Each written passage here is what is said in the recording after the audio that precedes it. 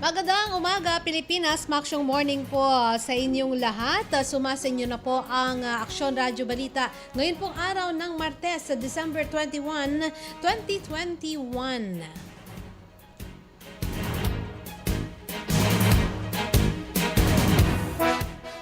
Ako po ang inyong magiging tagapaghatid balita sa oras na ito, Action Davati Bakay. Sa ulo ng ating mga balita, sa ating balitang lokal, 60% ng voting population sa Ilocos Region mula sa lalawigan ng Pangasinan. Muling pagsigla ng turismo sa Alaminos City, unti-unti nang nararamdaman. Express lane sa iba pang sakit, binuksan na sa mga ospital sa Pangasinan. 70% eligible population ng Mabini, bakunado na. PIDEA, ginawad ang drug cleared status sa Barangay Tubang, Dagupan City.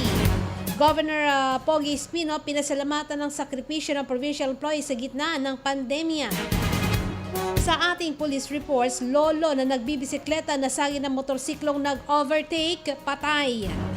Pahinante, nahulihan ng 170,000 na halaga ng shabu. Lalaking bitin sa inuman, nagnakaw ng alak, kulong. Sa ating balitang pambansa, NDRRMC nagpaliwanag kaugnay sa ditugmang datos ng mga nasawi sa Typhoon Odette. OFW na nagpositibo sa Omicron variant ng COVID-19, di bakunado ayon sa DOH. Balita sa Bayang Dagat, Ethiopian military na bawi ang control ng Libela mula sa kamay ng mga rebelde. Sa showbiz, Pilipinas mas maraming oras na inilalaan sa porn sites na Pornhub. At sa sports, PBA live audience bumalik na. Yan ang ulo ng ating mga balita. Muli, ito po ang Aksyon Radyo Balita. Ako pang yung tagapaghatid na balita, Aksyon Davati Bakay. Alas 7:16 ng umaga, sa detalye ng ating mga balita, ang lalawigan ng Pangasinan pa rin ang mayroong pinakamaraming botante sa buong Ilocos Region para sa desisyon na 2022 sa buwan ng Mayo. Batay sa tala ng Commission on Elections sa Comelec Region 1, nasa kabuang 3,546,764 ang kabuang bilang ng mga botante sa region. 60% sa mga ito ay mula sa probinsya ng Pangasinan. Ayon kay Comelec Region 1 Assistant Regional Director Reddy Balarbar, katumbas lamang ng 40% ng ang voting population ng tatlo pang mga probinsya sa rehiyon. Ayon kay Comelec, sinabi pa nito na ang Pangasinan ay mayroong voting population na 2,096,936. Sinundan ng La Union na mayroong 538,730 na mga botante. Pangatlo ang Ilocos Sur na may 476,984. At ang probinsya ng Ilocos Norte na mayroong 434,114. Hinggil dito, ipiniliwanag ni Balarbar na ang mataas na bilang ng mga botante ang pangunahing dahilan kung bakit hindi nawawala sa listahan ng national candidates ang Pangasinan para makapagdaos ng kani-kanilang campaign sorties. Idinagdag pa niya na mayroong 6,127 cluster precincts sa ang Region 1 para sa eleksyon sa susunod na taon, kung saan 3,339 ang mula sa Pangasinan, 1,007 sa Ilocos Sur, 959 sa La Union, habang 827 naman sa lalawigan ng Ilocos Norte. Sa kabuuan, mayroong 5,373 voting centers ng Region 1, kung saan 1,196 dito ay mula sa Pangasinan. Ang balitang ito ay hatid sa inyo ng Coca-Cola. Ang balitang yan, hatid sa inyo ng Social Security System. Wala pang SSS account? Mag-register na sa may SSS portal sa SSS website. Ang balitang ito ay hatid sa inyo ng ACS Manufacturing Corporation, ISO Certified, World-Class Quality.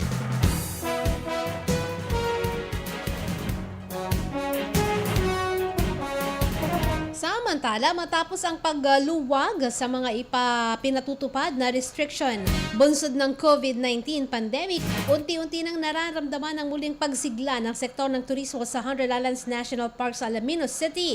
Sa impormasyon na batid mula kay Alaminos City Assistant Tourism Officer Rose Aruelo, na simula nang ipatupad ang Alert Level 2 sa buong lalawigan ng Pangasinan, kapansin-pansin na ngayon ang pagbisita ng mas maraming bilang ng turista sa pamosong pasyalan. Ayon sa kanya, umabot na sa 1,500 weekly average na bilang ng mga turista ang bumibisita sa Hundred Islands simula pa noong November 15. Sinabi niya na ang bilang tourist arrivals ay batay sa record na pinipirmahan ng mga turista bago sila makasakay ng bangka patungo sa mga isla. Bago pa man ang pandemya, inihayag ni Aruelo na noong 2019, umabot na sa 2,000 hanggang 3,000 ang bumibisita sa Hundred Islands linggo-linggo. Samantala, batay naman sa mga hotel bookings, kapansin-pansin na rin ang pagtaas ng bilang ng mga turista nag-check-in. Base naman sa data mula Enero hanggang December 12 ngayong taon, nasa 52 foreign tourists na lamang ang bumisita sa Hundred Islands. 17,462 ang local tourists, habang 27,212 naman ang domestic tourists. Hinggil dito, umaasa sila na masisigla pa ang sektor ng turismo sa lungsod habang paunti-unti na bumubuti ang kalagayan ng Pangasinan mula sa pandemya. Activated ng muli ang mga express lane para sa ibang sakit tulad ng dengue sa mga ospital dito sa lalawigan ng Pangasinan. Kasunod na rin ito ng pagbaba ng naitatalang confirmed COVID-19 cases sa lalawigan. Maluwag na ang mga ospital at mababa ang bed utilization para sa COVID-19. Bagamat may parehong sintomas ng COVID sa iba pang sakit, kaya't kailangan pa rin dumaan sa triage area sa pagamutan.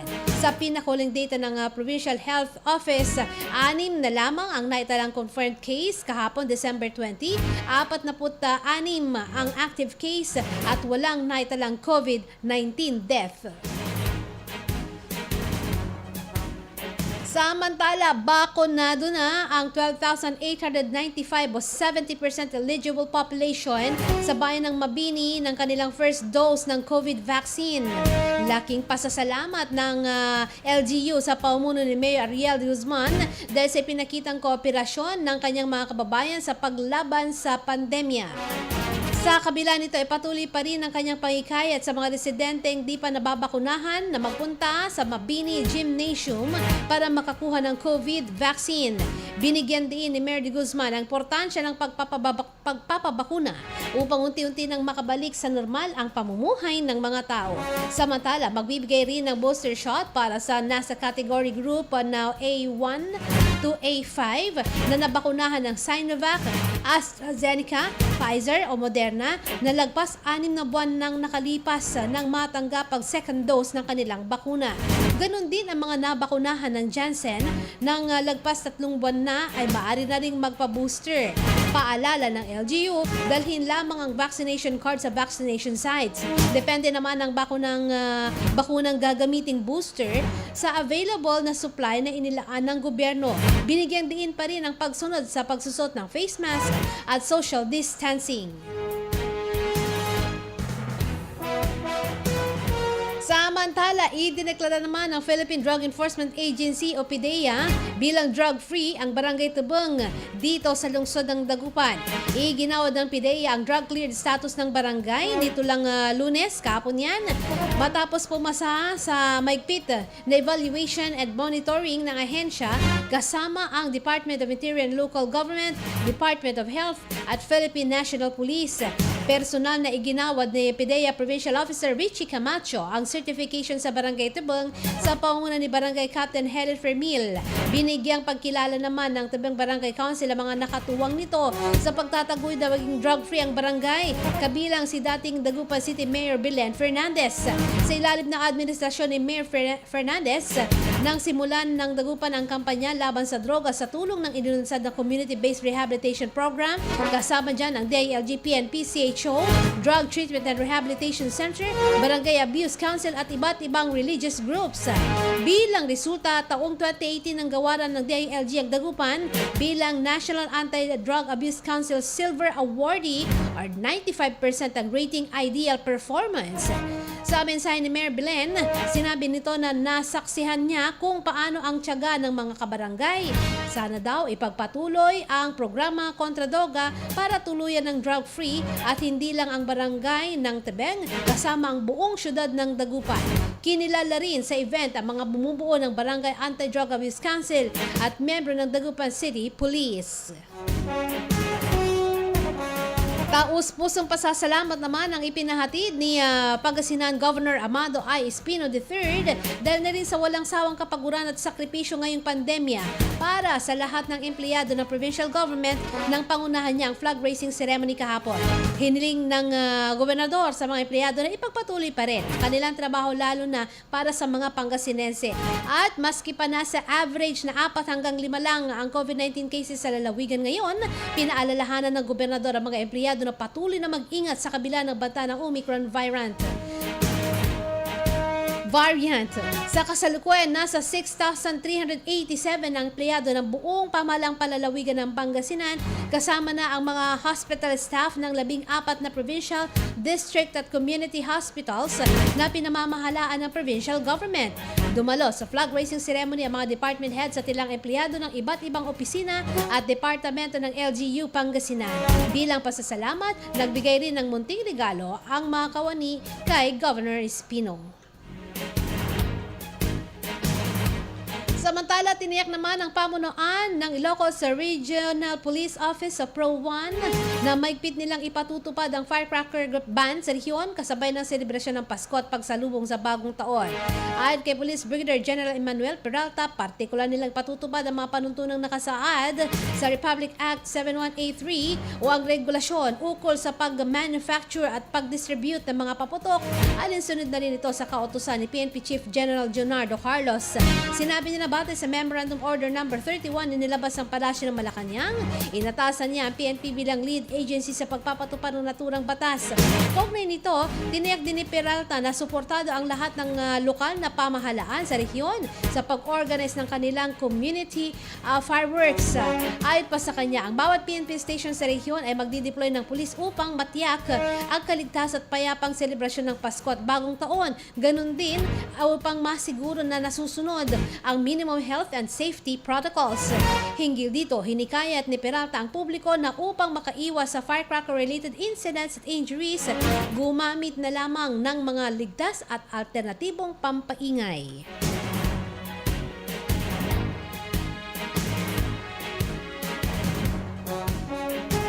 Natanggap na ng Social Security System o SSS ang unmodified opinion mula sa Commission on Audit o COA para sa kanyang financial statements for calendar year 2020 na pinakamataas na audit rating na ibinigay sa government agencies ng state auditors.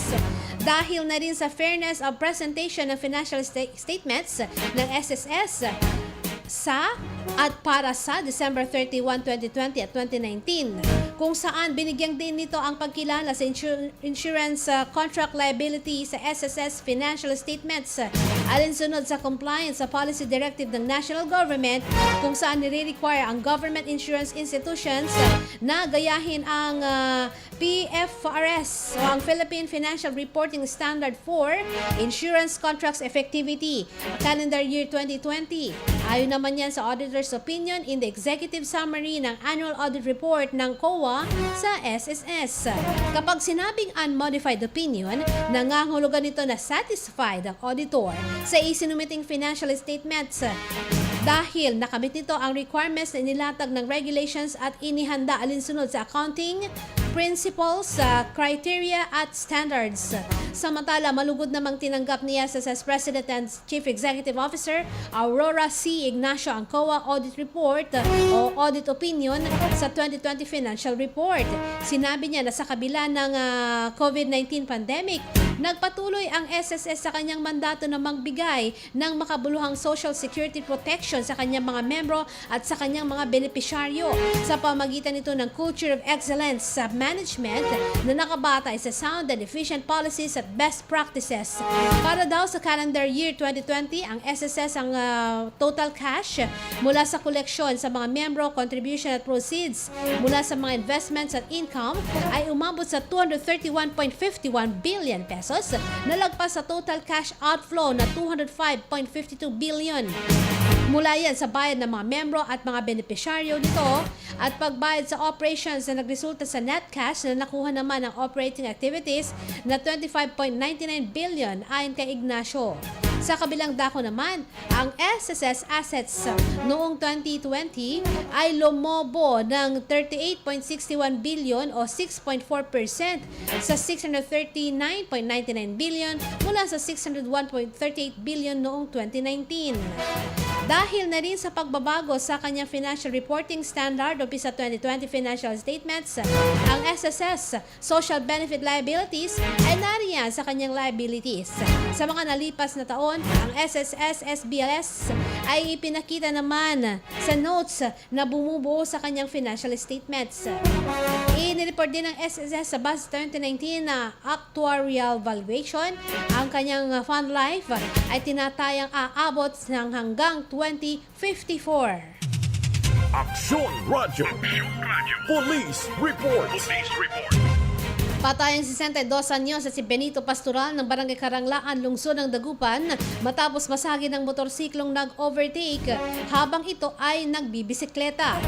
Pauwi ang biktima galing sa Lamay sa katabing barangay nang biglang masagi ng motorsiklong nag-overtake sa kanyang kabilang linya at nahagip ang biktima.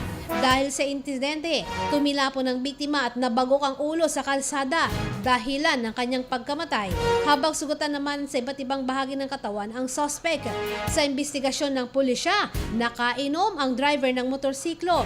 Hindi na magsasampa ng kaso ang pamilya basta't sagutin daw ng nakasagi ang gasto sa pagpapalibing ng biktima. Arestado naman sa sinagwagbay bust operation ng pulisya ang drug personality na si Rogelio Padilla, 31 anyos, na isang pahinante at residente ng San Juan, Cainta, Rizal.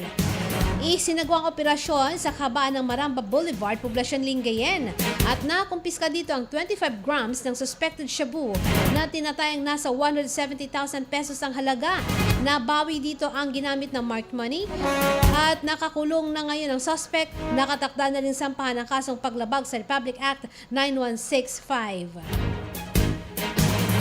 Bagsak naman sa kulungan ng isang 37 anyos na lalaki matapos ireklamo ng pagnanakaw ng alak sa isang tindahan sa bayan ng Rosales. Sa investigasyon ng pulisya, nabitin sa inuman ng suspect na si Rizalde Pagarian, residente ng Barangay Zone 1, kaya't nagtangkang magnakaw ng 2 bote ng alak sa tindahan na pag-aari naman ni Sean Kendall Magera Doroha, 30 anyos ng Barangay Zone 5 sa parehong bayan. Naaktuhan umano ng may-ari ng tindahan na dinidekwat ni Pagarian ang alak. Alas 6:45 ng umaga nitong linggo, nakatakda na itong sampahan ng kasong pagnanakaw. Sa ating balitang pambansa, NDRRMC nagpaliwanag kaugnay sa ditugmang datos ng mga nasawi sa Typhoon Odette. Pinoy mula sa Qatar na nagpositibo sa Omicron variant ng COVID-19, di bakunado ayon sa DOH. Detalye ng balitang yan at iba pa sa ating pagbabalik. Ang tubig ay buhay. Pangalagaan natin ito. Panatilihing malinis at maayos ang daloy nito. Ang mensaheng yan hatid sa inyo ng Binmalay Water District. Kung meron lang kayong alam na mga illegal na koneksyon o mga tumatagas na tubig mula sa kanilang tubo, ipagbigay alam sa kanilang tanggapan. Sa Luna Street, Poblacion, Binmalay, Pangasinan, sa likuran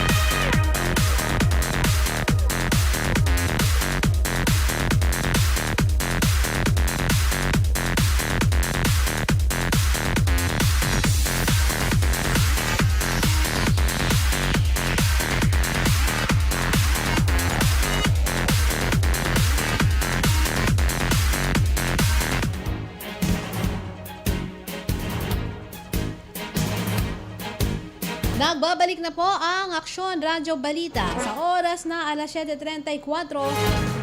Balitang pambansa, nagpaliwanag ngayon ng National Disaster Risk Reduction Management Council NDRRMC kung bakit hindi tugma ang kanilang datos mula sa ibang ahensya ng pamahalaan kaugnay sa mga naitalang fatalities o mga namatay bunsod ng bagyong Odette. Ayon kay NDRRMC spokesperson Mark Timbal, sa panig kasi ng ahensya, may proseso silang ginagawa bago nila ibilang ang isang fatality. Ang pahayag ng NDRRMC ay paglilinaw kasunod ng inilabas sa datos ng Philippine National Police kung saan as of 6 a.m. ay sumampa sa 208 ang nasawi dahil sa hugupit ng bagyo. Paliwanag ni Timbal, kailangan pa kasing isailalim sa validation ang mga naitalang fatalities at dapat may sertifikasyon ito mula sa local government units. Sa data na inilabas ng NDRRMC Operations Center, nasa 58 individual ang nasawi, 18 ang sugatan at 179 ang nawawala. Nagsanib sa lahat ng mga ahensya ng pamahalaan para sa nagpapatuloy na search and rescue at clearing operation. Patuloy namang pinaghahanap ng otoridad ang mga naiulat na missing persons. Batay sa inisyal na listahan ng mga natukoy na mga turista at kasalukuyang kasalukuyang nasa mabuting kalagayan ay nasa 29 na ang accounted.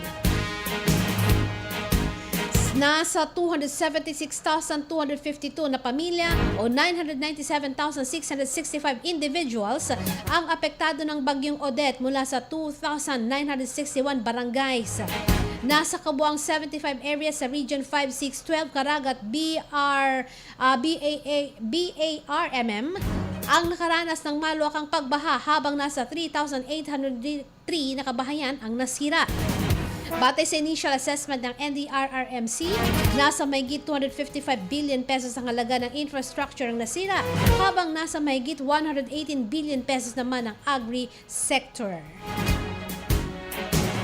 Isang nagbalik na Filipino mula Qatar ang 3 kaso ng Omicron variant ng COVID-19 na naktukoy sa bansa. Kinumpirma ito ni Health Undersecretary Maria Rosario Vergere at idinagdag na bukod sa Qatar, may travel history din ang pasyente sa Egypt. Dumating ang 36 anyos na lalaking pasyente noong November 28 sa Mactan, Cebu International Airport, lulan ng Qatar Airways Flight QR924. Ang kanyang sample ay nakolekta noong December 4 at nailabas ang resulta nitong sumunod na araw kung kailan siya positibo sa COVID-19. Agad siyang isinailalim sa isolation sa Cebu at muling sinailalim sa RT-PCR test kung saan negatibo na ang kanyang resulta nitong December 19. Sa ngayon, natapos na rin ng pasyente ang kanyang home quarantine. Nananatiling asymptomatic umano ang biktima simula nang dumating siya sa bansa. Patuloy naman ang pamahalaan sa ginagawang contact tracing upang maisailalim din sila sa isolation at RT-PCR test para makatiyak na hindi nakakalat ang Omicron variant.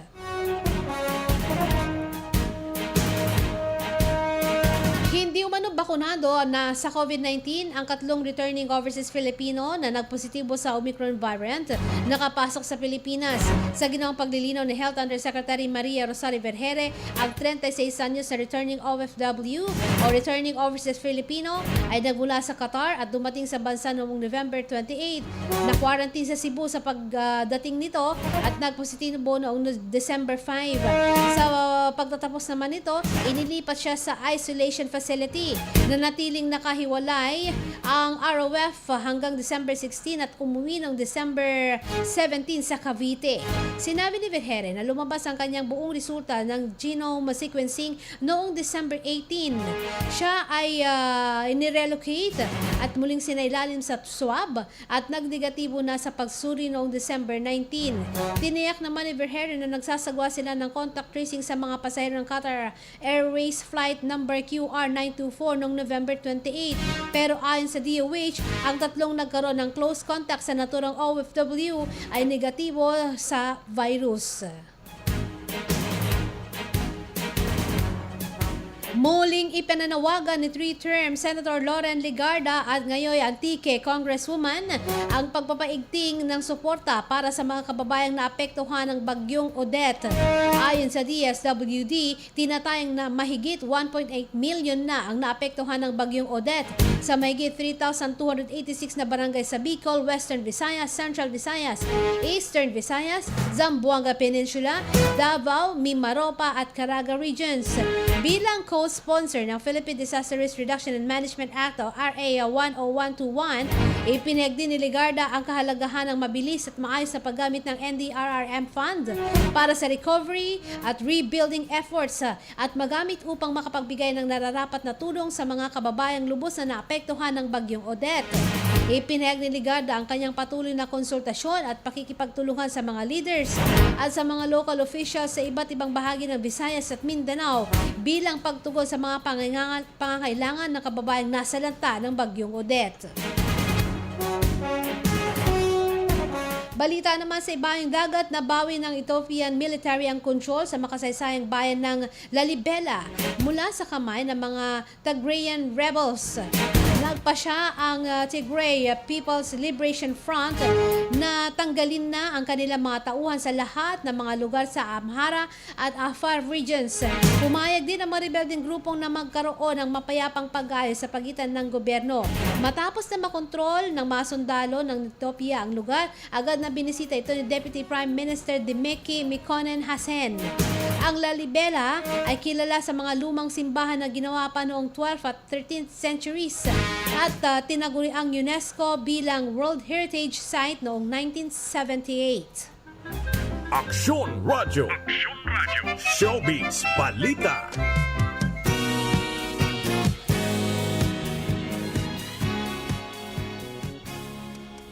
Nangunang Pilipinas sa dami ng oras na inilaan sa pornographic video platforms na Pornhub. Ayon nito sa year-end report ng nasabing website, aabot sa 9 minutes at 55 seconds ang average na oras na pananatili ng mga Pilipino sa kanilang website. Sinanda nito ng Japan na mayroon lamang 10 minutes at 3 segundo, habang ang France mayroong 10 minutes at 2 seconds. Bukod pa dito, lumalabas na mas maraming mga kababaihan ng bansa kumpara sa kalalakihan ang mas maraming inilalaan na oras sa nasabing website.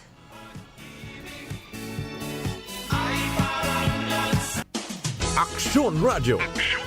Sports News. Ramdam na ang pagbabalik ng live audience ng Philippine Basketball Association sa PBA Season 46 Governors Cup. Dinagsa ng 3,454 ang laban ng Barangay Ginebra at Phoenix sa Smart Araneta Coliseum noong linggo. Malayo ito sa unang gate attendance na 1,480 na nanood sa Big Dome noong Miyerkules. At inaasahang lolobo pa ito, partikular na sa Christmas Day, kung saan masisilayan ang inaabangang Manila Clasico sa pagitan ng Ginebra at Magnolia. Samantala, inihayag ng PBA na magpapataw ng penalty sa team na lalarong walang import. Matatandaan sa mga nakalipas na komperesya, binigyan lamang ng PBA ng 3 araw ang bawat team para makapaghanap ng bagong import. Mayroon ding palugit na 2 game day na maaring maglaro na walang import. At kung wala itong makuhang kapalit, pinagmumulta agad ng liga ng 50,000 pesos ang mga teams na maglalarong walang import. Subalit, dahil sa kasalukuyang sitwasyon ng bansa bunga ng pandemya, hirap na makakuha agad ang mga team ng bagong import dahil dadaan pa mga ito sa matinding health and safety protocols. Kaya naman, nagpasya ang PBA na walang multang ipapataw sa mga teams na hirap makakuha ng replacements.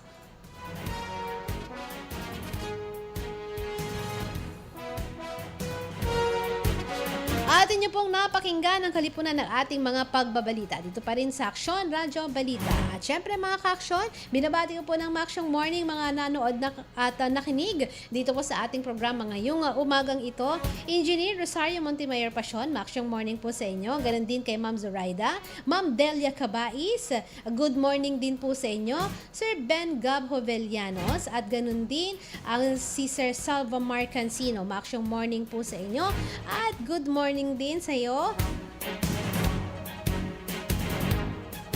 Good morning din dyan sa may, Philippine Navy. Sa kanilang Navy, ano na yun? Yung Naval Base Station nyo dyan sa may San Antonio, Zambales. Good morning po sa inyo. Thank you sa inyong panonood. Joyce Claire, maksyong morning. At kay Sir Albert Amor Padua Elenzano, maksyong morning po sa inyo. Ganon din sa mga nakikinig sa pamagitan ng sa airwaves.